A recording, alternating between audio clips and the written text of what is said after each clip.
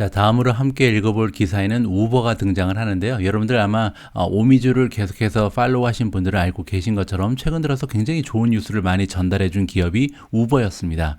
자, 그런데 보시는 것처럼 주가가 12%나 어제 하루 동안 폭락을 해버렸거든요. 자, 어떠한 일이 있었길래 이렇게 주가가 많이 떨어졌는지 직접 한번 읽어보시면 좋을 것 같습니다. 자, 우버, 그리고 이제 우버의 가장 강력한 라이벌이 이제 리프트라는 기업이 있는데요. 두 기업 모두 이제 주가가 많이 빠졌다는 거죠. 이 레드라는 것은 이제 미국 주시장에서는 붉은색으로 이제 떨어지는 추세를 알려주잖아요. 한국하고는 반대색을 이용하죠. 자, 어쨌든 두 기업의 주가가 떨어진 이유가 여기서 설명이 되고 있는데 굉장히 조심스러운 커멘트가 나왔다나 이렇게 지금 정리가 가능합니다. 누가 이 커멘트를 만들었냐면 우버의 칩 이그제큐티브다. CEO라고 우리가 부르죠. 자, 우버의 CEO 가요 굉장히 걱정스러운 어떻게 보면 조심스러운 발언을 했다. 그리고 이 발언을 듣고 투자자들이 많이 빠져나갔다. 그래서 우버와 리프트의 주가가 많이 빠졌다. 이런 식으로 정리가 가능한 거죠. 자, 이메일을 지금 보냈는데 그러니까 CEO가 보냈다는 거죠. CEO의 이름은 다라 코스로샤입니다. 자, 이 CEO가 그들의 이제 직원들한테 이메일을 보냈는데 뭐라고 얘기했냐면 이 기업이 우리 기업은 시작을 할 것이다. 뭐를 시작하냐면요. 새로운 시대를 열 거라고 얘기합니다. 이 시대는 어떤 그 시대냐면 벨트 타이트닝, 이제 한국말로는 허리띠를 졸라맬 것이다 이렇게 해석이 가능하거든요. 자, 허리띠를 졸라맨다는 얘기가 무슨 얘기냐면 지금부터 사람을 그 하이어할 때 그러니까 고용을 하는 것도 굉장히 어려워질 것이고 마케팅도 돈을 마음대로 쓰면 안 된다 이런 식으로 우리가 해석을 해볼 수가 있거든요. 자, 여기 나와 있는 것처럼 이번 레터에서 그러니까 인플로이들한테 그 직원들한테 보낸 편지죠. 이 이메일에서 코로스샤히가 뭐라고 얘기했냐면 자, 우리 기업은 우버는 지금부터 뭐 사람을 고용한다거나 이것을 굉장히 커다란 특권으로 취급을 할 것이다. 그래서 쉽게 사람을 뽑으면 안 된다는 얘기를 하고 있는 거죠. 그리고 또 하나 more hardcore다. 여기서 얘기하는 hardcore는요 너무나 철저하게 관리를 하겠다는 겁니다. 그래서 지금부터 비용 그리고 코스트나 익스펜스 비용입니다. 이 비용 부분을 굉장히 철저하게 감시 감독을 하겠다라고 지금 경고의 메시지를 안겨준 거죠. 자, 근데 그 배경이 좀 궁금해지잖아요. 도대체 왜 이렇게 갑자기 비용 쪽에 신경을 많이 쓰는지 이것이 중요한데 여기 나와 있습니다. 자, 우버가 멀티 트릴리언 달러 마켓을 서빙하고 있다. 그 얘기는 지금 우리가 들어가 있는 시장의 규모가 몇 조 달러 규모다. 엄청나게 잠재력이 커다란 시장에 들어가 있다라고 얘기를 하죠. 자, 그런데 이렇게 시장의 규모가 크면 뭐하냐? 우리가 만약에 프로핏을 만들어낼 수 없다면 이라고 얘기합니다. 자, 그 얘기는 지금까지 우버는 계속해서 성장을 거듭해 왔죠. 물론 이제 스타트업 기업으로서 굉장히 성공적인 모습을 보인 기업인 것은 확실합니다. 자, 그런데 아직까지 적자 기업이잖아요. 이 부분을 바꾸겠다는 겁니다. 그래서 지금 CEO가 지금까지는 성장 위주로 이 기업을 경영을 해왔지만 지금부터 우리의 목표는 프로핏을 만드는 것이다. 그렇기 때문에 사람도 함부로 뽑으면 안 되고 그리고 비용 부분도 굉장히 철저하게 관리 감독을 하겠다라고 지금 좀 경고의 메시지를 직원들한테 안겨주거든요. 자, 그런데 저는 이게 과연 주가가 12% 빠질 만한 부정적인 메시지인지 여기에 대해서는 생각이 좀 엇갈리는 것 같습니다. 다른 투자자들은 이거를 부정적으로 해석하고 우버의 주식을 던진 거잖아요. 저는 굉장히 긍정적으로 봅니다. 왜냐하면 여러분들과 저는 여러 가지 기사를 통해서 살펴볼 수 있었던 것처럼 우버라는 기업의 성장세는 엄청났잖아요. 그들은 처음에 이제 차량 공유 서비스로 시작을 했지만 이제는 우버 이시라는 새로운 애플리케이션을 개발을 하면서 처음에는 음식 배달 서비스로 진출을 했고요. 이제는 음식 배달 서비스뿐만 아니라 배달할 수 있는 것은 닥치지 않고 모든 것을 다 배달하는 그런 앱으로 좀 급성장을 하고 있는 그런 모습을 보여주고 있습니다.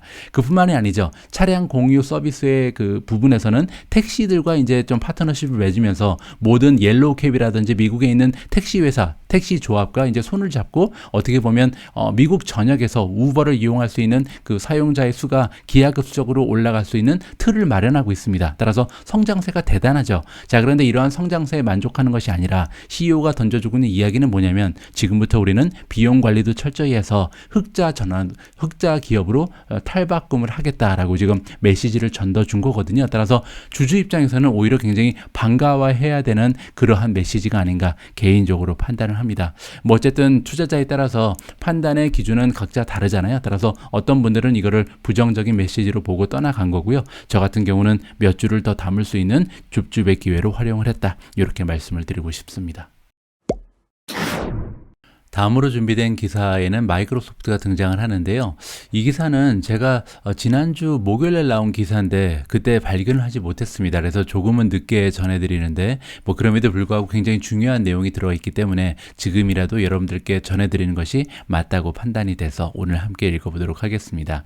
자, 마이크로소프트가 목요일 저녁에 발표를 했다라고 나와 있거든요. 그리고 이제 목요일 저녁에 어떠한 내용이 나와 있냐면 복스바겐이라는 그 독일 차 회사가 있잖아요. 복스바겐이라고 이제 함께 파트너십을 결성한다라는 좋은 소식이 발표가 된 거죠. 자, 그리고 복스바겐과 마이크로소프트가 어떠한 부분에 파트너십을 결성을 하게 되냐면 홀로렌즈 2를 이용을 한다. 홀로렌즈 2는요, 여기 나와 있는 것처럼 Augmented Reality Glasses다. 우리가 이제 증강현실 그 고글이라고 얘기하는 게 바로 이 홀로렌즈 2거든요. 자, 그리고 이 홀로렌즈 2를 사상 처음으로 차 안에서 활용할 수 있는 길이 열리게 된다. 따라서 이제 복스바겐과 마이크로소프트가 홀로렌즈, 이 증강현실 안경, 증강현실 고글을 가지고 이 차량에 접속을 시킨다. 이렇게 우리가 이해를 해볼 수가 있겠죠. 자, 어떠한 형태인지 여기 한번 읽어보시면 이해가 갈 것 같습니다.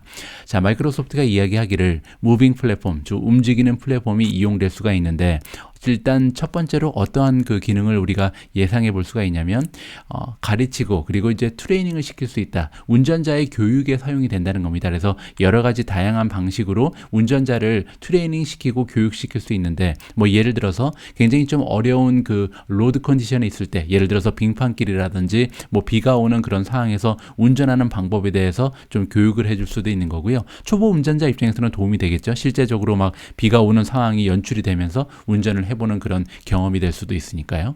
자, 그리고 또 한 가지는 뭐냐면 새로운 그 유저 익스피리언스를 제공을 하는데 이 부분은 오토노머스 비클과 우리가 연관을 지어서 생각해 볼 수가 있습니다. 바로 자율주행이죠. 자율주행과 이 홀로렌즈 2는요 굉장히 좀 조합이 잘 맞는다고 저는 개인적으로 생각을 하거든요. 왜냐하면 자율주행이 도입이 된다는 것은 많은 사람들이 길에서 운전을 하느라고 양비하던 시간을 이 차 안에서 다른 곳에 소비할 수 있는 여력이 생기는 겁니다. 따라서 예를 들어서 원하는 사람은 영화를 볼 수도 있고 아니면 뭐 유튜브 같은 것을 시청할 수도 있는 거고요. 공부를 할 수도 있고 아니면 프레젠테이션을 만들 수도 있고 굉장히 다양한 용도로 이 시간을 활용할 수 있게 좀 세상이 바뀌어 버리는 거죠. 따라서 그러한 그 세상의 트렌드에 따라서 이 홀로렌즈가 기여할 수 있는 길을 발견이 된다면 굉장히 커다란 파급 효과가 나타날 수 있다라고 우리가 기대해 볼 수가 있습니다.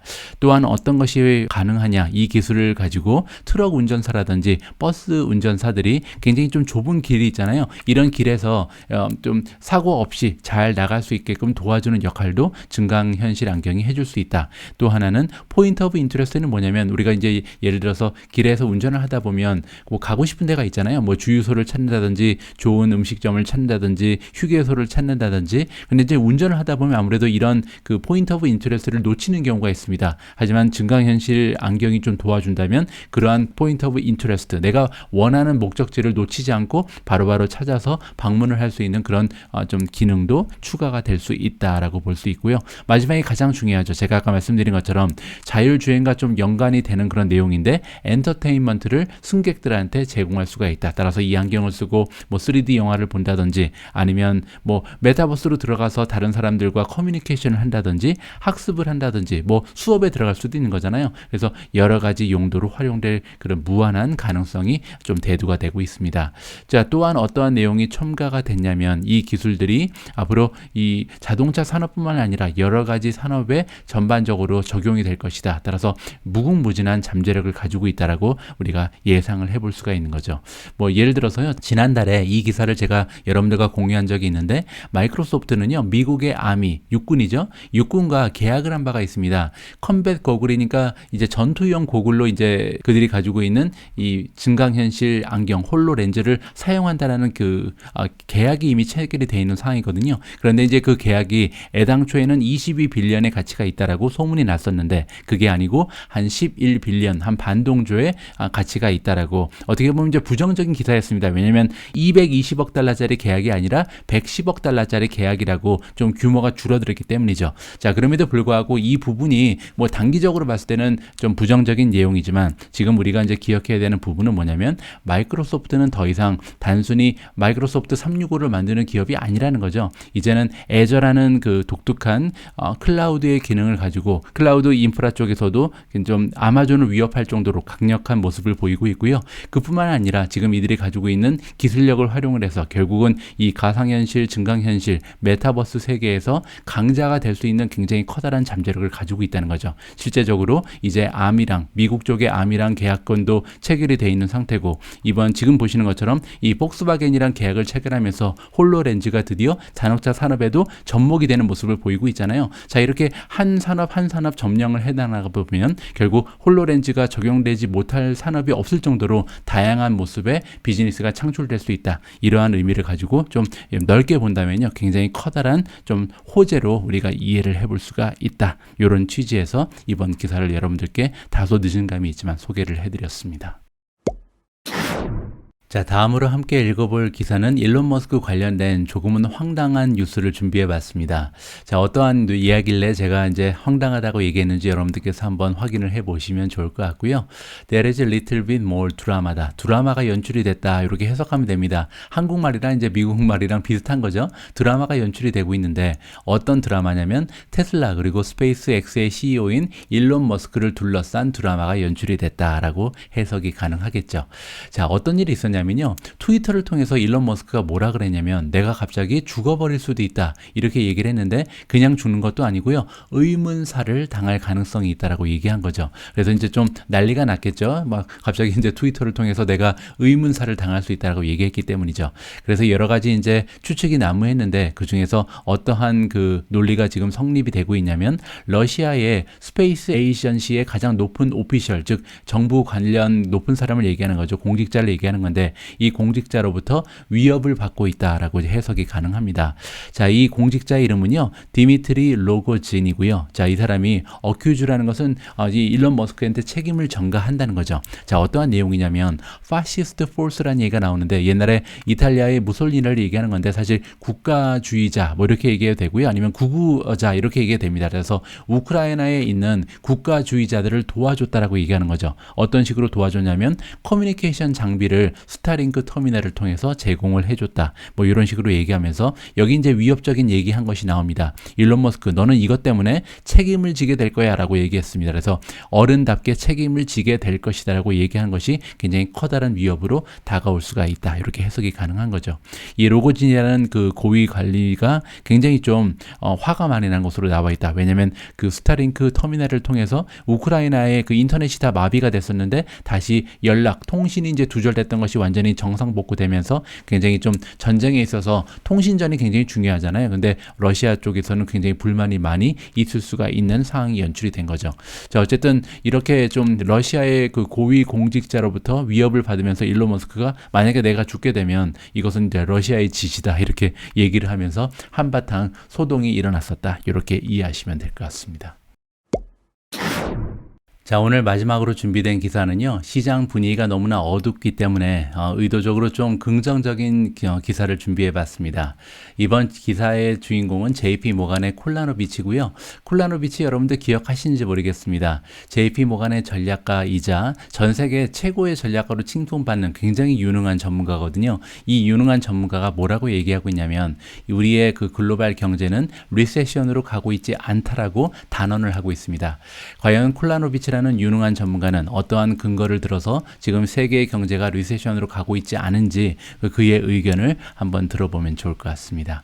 자, 패스트 윅 지난주에 셀오프가 나타났죠. 그것뿐이 아니라 이번 주까지 지금 이어지고 있는데 너무나 많이 갔다는 겁니다. 좀 지나치게 주가가 너무 많이 빠졌다라고 얘기하고 있고요.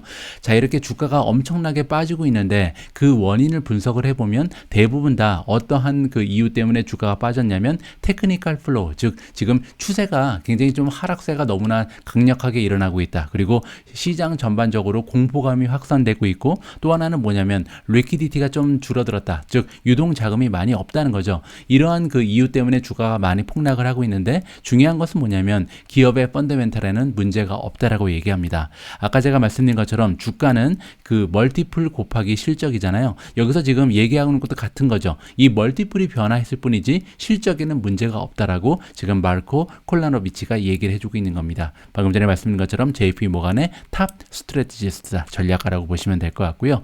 자, 물론 우리 역시도 이 성장이 약간은 둔화될 것으로는 알고 있다. 기대는 하고 있다. 이렇게 얘기하고 있는 거죠. 따라서 경기가 예전처럼 급성장할 일은 없다라고 얘기합니다. 하지만 그럼에도 불구하고 우리는 계속해서 푸시백한다. 받아들이지 않다. 이렇게 얘기할 수 있는데 어떠한 그 가정을 받아들이지 않고 있냐면 세계의 경제가 리세션으로 가고 있다라는 의견에는 동조할 수가 없다라고 정리가 가능한 거죠. 자, 그리고 중요한 것은 뭐냐면요. 지금 현재 주가의 그 시장의 그 모습을 보면 시장에서는 이미 리세션이 올 것으로 가정을 하고 주가에 반영이 되고 있다는 거죠. 따라서 지금 현재 주가가 너무나 많이 떨어졌는데 그 이유는 이미 시장의 참여자들이 리세션이 올 것을 대비해서 거기에 맞춰서 주가를 떨어뜨려 버렸다. 하지만 만약에 리세션이 오지 않는다면 큰 폭으로도 주가가 반등할 수밖에 없다. 이렇게 역설적으로 해석이 가능한 거겠죠. 자, 여기 나와 있는 것처럼 JP 모간에서는 어떠한 점에 지금 관심을 두고 있냐면 여러 가지 요인들이 있는데 이 요인들이 서포팅을 해준다. 지원을 한다는 거잖아요. 그래서 이 글로벌이 지금 현재 리세션으로 가지고 있지 않다라는 이 주장을 뒷받침할 만한 그런 근거가 몇 가지 있다는 거죠. 자, 첫 번째는요. 이코노미즈가 지금 리오프닝 되고 있다. 따라서 지난 과거 2년 동안 코비드의 영향으로 인해서 사실 전체적인 그 경제가 마비된 그런 지역이 굉장히 많았습니다. 아직까지도 중국 쪽은 좀 어려운 상황이잖아요. 자, 그런 상황에서 하나하나 지금 국가들이 문을 열고 있죠. 따라서 예전보다 오히려 경기가 좋아지면 좋아질지 나빠질 이유는 없다는 거죠. 경기 재개가 첫 번째 이유고요. 두 번째는 레이버 마켓이 너무나 강력하다. 이 얘기는 이제 예를 들어서 실업률을 살펴보면 지금 4% 이하로 떨어진 상태입니다. 사실상 완전 고용이 지금 실현이 되고 있는 상황이거든요. 따라서 고용 시장이 이렇게 좋은데 사람들이 계속해서 일을 하고 있는데 경기가 둔화될 가능성은 없다라고 얘기하는 거고요. 세 번째로 굉장히 건강한 기업들의 발란스 쉿을 보여주고 있습니다. 경기가 이제 둔화될 때 우리가 두려워해야 되는 점은 뭐냐면 좀 부실한 기업들이 하나 둘씩 도산이 날 가능성이 있거든요. 그런데 지금 현재 기업들의 재정 상태를 보면 굉장히 견실한 기업들이 많기 때문에 뭐 굉장히 좀 그 뭐라 그럴까 도미노식으로 좀 기업들이 연쇄 도산하는 그런 일은 발생하지 않을 가능성이 굉장히 높다. 이렇게 지금 세 가지의 근거를 들어서 리세션은 오지 않는다. 이렇게 얘기를 해주고 있는 거죠.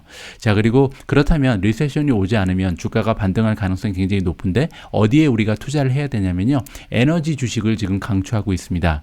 자, 에너지 주식이 지금 JP 모간이 가장 커다란 컨빅션, 확신을 가지고 있는 그런 분야라고 얘기를 하고 있죠. 자, 여기 나와 있는 것처럼 에너지 쪽은요. 사실 지난 1년 동안 너무나 좋았죠. 2021년에도 굉장히 좋은 모습을 보였고 2022년 들어서도 1분기 동안 가장 좋은 주가의 흐름을 보였던 것이 에너지 주식입니다. 그럼에도 불구하고 아직까지도 에너지 주가 가장 좋다라고 의견을 피력하고 있는 거죠.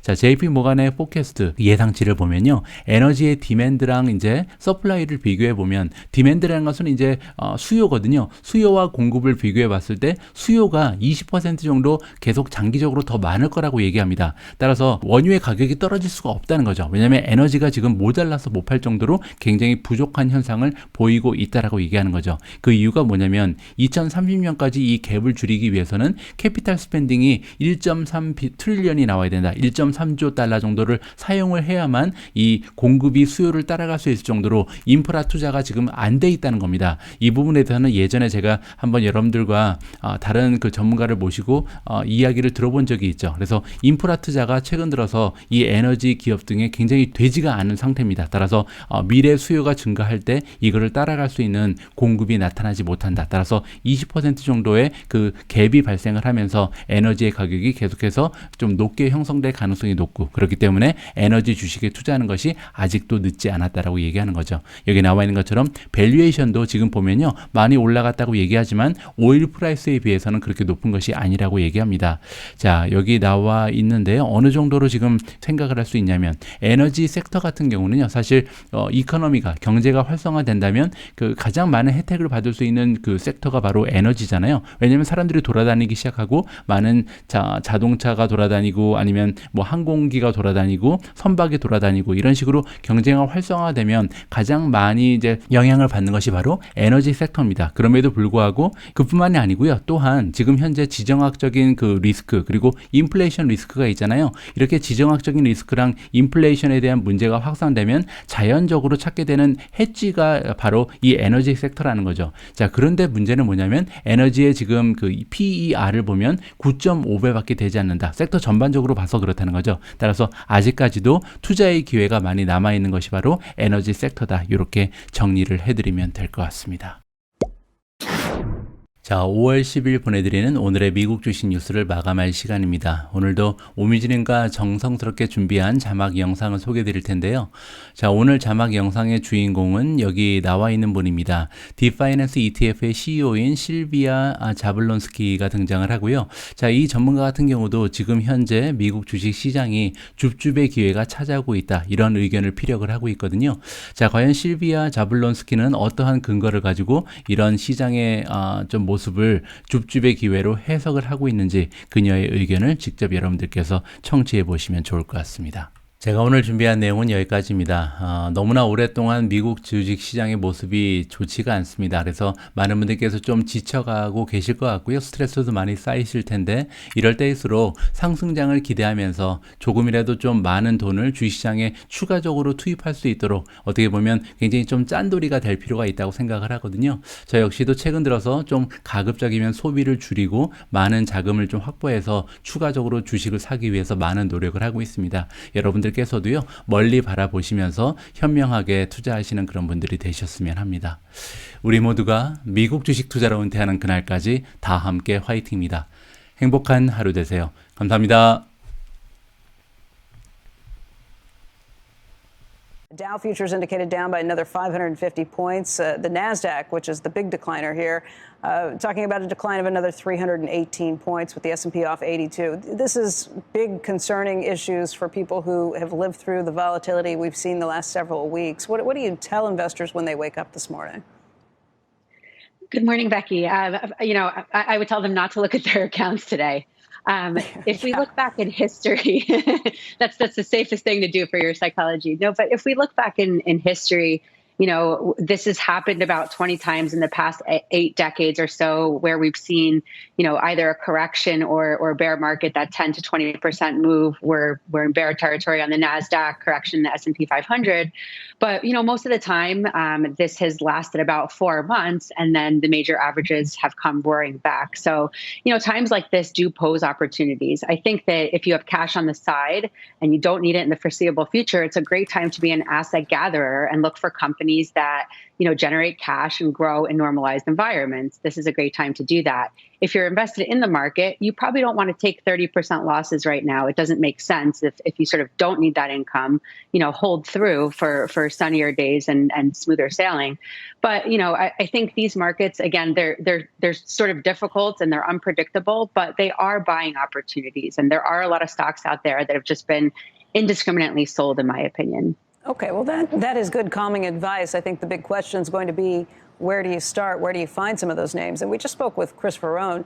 He's concerned that the big tech names are not going to be leaders again, that it's going to take a long time for them to build back from the declines we've seen. You like some of those big tech names now. Why?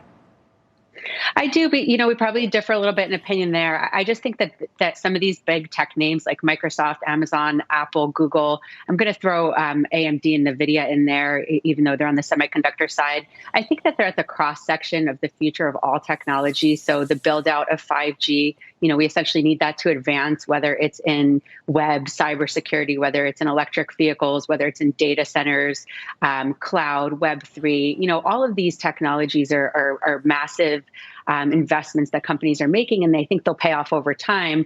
The other thing about these companies is that they do so many different things. I don't think people are going to stop shopping on Amazon. I don't think Amazon is going to start losing in the cloud. I don't think Apple is going to have issues pricing on passes to consumers. The issue there is the supply chain and the closed factories abroad. So when some of these things shake out, and I do think they will, and actually, I think that because tech has been hit the hardest, I think it could be one of the sectors that tends to pop first, just given the amount of drawdown there.